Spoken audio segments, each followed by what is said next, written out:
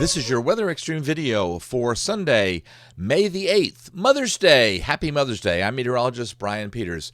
And before I forget it, a shameless plug for the Buck Creek Festival, which will occur on Friday, May the 13th and Saturday, May the 14th. We're from 6 to 10 on Friday and from about 9 a.m. through 10:30 p.m. on Saturday. So hope you can join us on the Buck Creek down in the amphitheater park at Helena. Weather map this morning, and we're still looking at that wonderful surface high that is over the northeastern Gulf of Mexico. That's helping to keep the southeastern U.S. Under pleasant weather for this Mother's Day. In the upper atmosphere, we're also thankful for the trough that we have over the western U.S., which is bringing some rain to that area, but we're thankful for the ridge that is bringing fairly good weather across the eastern half of the country.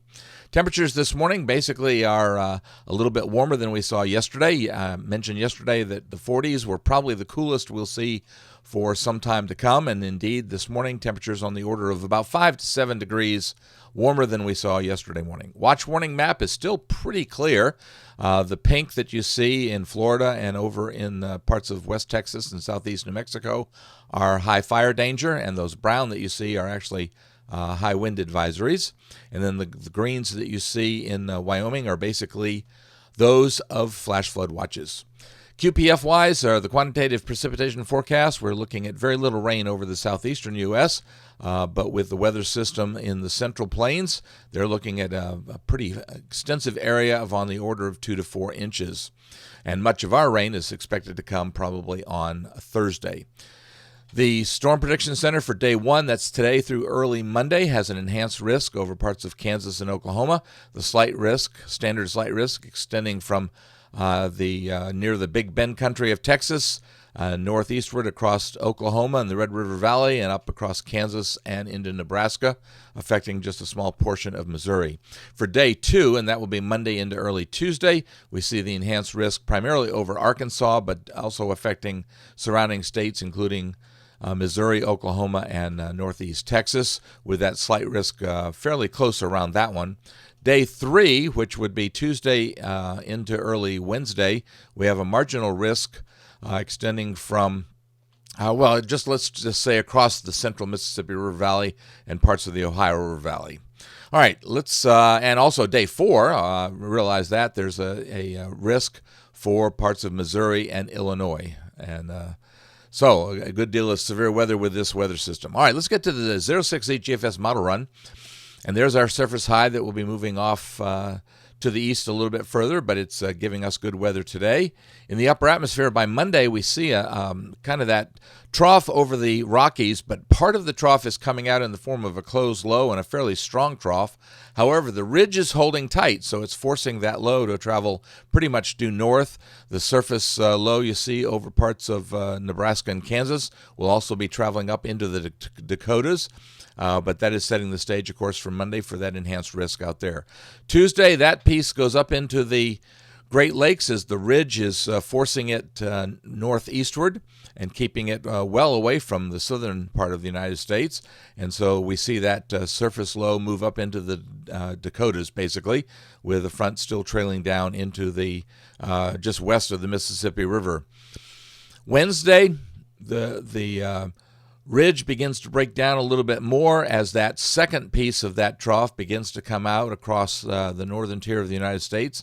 And again, that takes the surface low now a little bit east into parts of Wisconsin and Minnesota and the western Great Lakes, basically. On Thursday, we see that has beaten the ridge down. It's moving the ridge to the east and also beating it down a little bit as we're beginning to transition into a northeasterly flow and a trough over the eastern part of the country, so the pattern undergoing a change. The GFS suggests that we'll have a front coming down into the southeastern United States, and that's why I think that we'll see the better chance for rain as moisture has increased, basically, with good, strong southerly flow. So we'll see that showers are a possibility. And interestingly enough, the European, for that same time, for 18Z on the 12th of May, that's Thursday, basically showing a very similar pattern, not quite as much precipitation as the GFS is suggesting. And looking back at the GFS, you can see that the instability values getting up above 2,000. The yellow is where we hit the 2,000 change, and you can see those values are fairly high. So yes, we'll probably hear some thunder, see some lightning, but it doesn't look like we'll have anything severe, just simply because the dynamics are still well to the north over the western Great Lakes. Friday, the trough becomes more established over the eastern half of the country, and for central Alabama, that puts us in a northwesterly flow. Now, I mentioned yesterday we have to watch this northwesterly flow. It does look like the flow will sweep the front out of the area and drop dew points back into the 50s, so we're going to see some drying with that surface high over northeastern Oklahoma. So it looks like Friday should become a very nice day. And Saturday also, as the high settles down into the Gulf Coast area, and we stay under that northwesterly flow aloft. But as I mentioned earlier, northwesterly flow, we'll have to watch for any large complexes of storms that develop in the flow well to our northwest and travel long distances. By Sunday, the GFS is suggesting some development well to our west and northwest, so we'll have to watch that, but it looks like the weather stays dry into Sunday.